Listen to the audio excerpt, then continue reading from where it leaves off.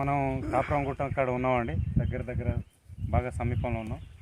చూడండి అక్కడ పైన ఒక పచ్చని చెట్టు ఉంది.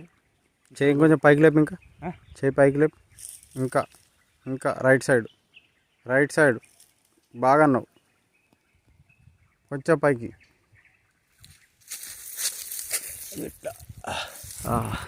ఆడ అక్కడ చూడండి, భూమి మీద ఉన్న చెట్లకు సారవంతమైన నీళ్లు పోసినా కూడా అంత పచ్చదనం ఉండదు. అది చూడండి ఎంత గుట్ట పైన మధ్యలో ఉంది, దానికి నీళ్ళ రేవు లేదు, మట్టి లేదు. అది అది ఎట్లా నీళ్ళు అందుతున్నాయి వాటికి, ఆ చెట్టుకు? ఈ భూమి మీద ఉన్న చెట్ల కన్నా బాగా పచ్చదనం ఉందండి అక్కడ చూడండి. భగవంతుడు ఎవరికి ఏది ఇవ్వాలో, ఎక్కడ ఇవ్వాలో, ఏమి ఇవ్వాలో అంతే అదే ఇస్తాడండి. దానికి అక్కడ ఉంది జీవం, అక్కడ జీవిస్తుంది.